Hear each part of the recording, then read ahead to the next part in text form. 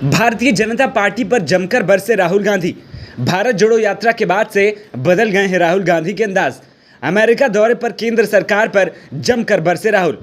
भारत जोड़ो यात्रा के बाद से राहुल गांधी की एक तरफ फैन फॉलोइंग बढ़ी है तो दूसरी तरफ राहुल गांधी इसको और भी मजबूती देने के लिए लगातार जनता के बीच बने हुए हैं। कभी वो हाईवे पर ट्रक ड्राइवरों के साथ संवाद करते दिखाई देते हैं तो कभी रेस्टोरेंट में तो कभी जनता के बीच संवाद करते पाए जाते हैं। इसी बीच राहुल गांधी अपने अमेरिका दौरे पर हैं, जहां वो भारतीय नागरिकों से लगातार मुलाकात कर रहे हैं। राहुल गांधी ने अमेरिका में प्रधानमंत्री नरेंद्र मोदी पर निशाना साधते हुए कहा कि बीजेपी और आरएसएस को भविष्य को देखते हुए क्षमता नहीं है। उनसे कोई भी सवाल पूछो तो वो पीछे मुड़कर देखते हैं। उनसे पूछो ट्रेन हादसा कैसे हुआ तो वो कहेंगे कांग्रेस ने 50 साल में ये किया होता तो ये नहीं होता। आगे राहुल गांधी ने कहा कि नरेंद्र मोदी का फॉर्मूला है, वो भारत की कार को चलाने की कोशिश कर रहे हैं और कार में लगे रियर व्यू मिरर को देखकर कार को चलाने की कोशिश करते हैं। ये नहीं समझ रहे हैं कि कार क्यों क्रैश हो रही है।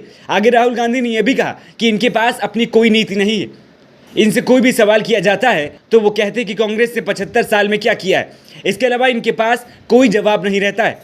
आगे राहुल ने कहा कि देश की अर्थव्यवस्था पर भी बात की और कहा कि 9 साल में देश की अर्थव्यवस्था जिस तरह से चौपट हुई है उसकी जिम्मेदार केंद्र सरकार है, जिसने कई गलत फैसले किए जिसकी वजह से आम जनता काफ़ी परेशान हुई है। हाल ही में 2000 के नोट बंद होने पर भी राहुल गांधी ने बीजेपी सरकार पर निशाना साधते हुए नोटबंदी जीएसटी को लेकर भी चर्चा की और चीन की लगातार घुसपैठ पर भी राहुल गांधी ने लोगों से बात की।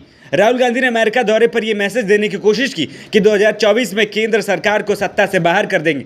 वहीं भारतीय जनता पार्टी ने विदेशों में देश की छवि खराब करने का राहुल गांधी पर आरोप लगाया।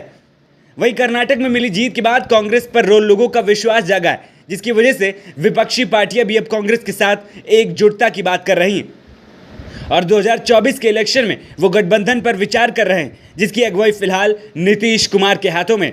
ऐसे में आने वाले समय में यह देखना दिलचस्प होगा कि क्या नीतीश कुमार की करनी और कथनी एक होगी और हर बार की तरह इस बार भी कुछ बड़ा करने वाले हैं।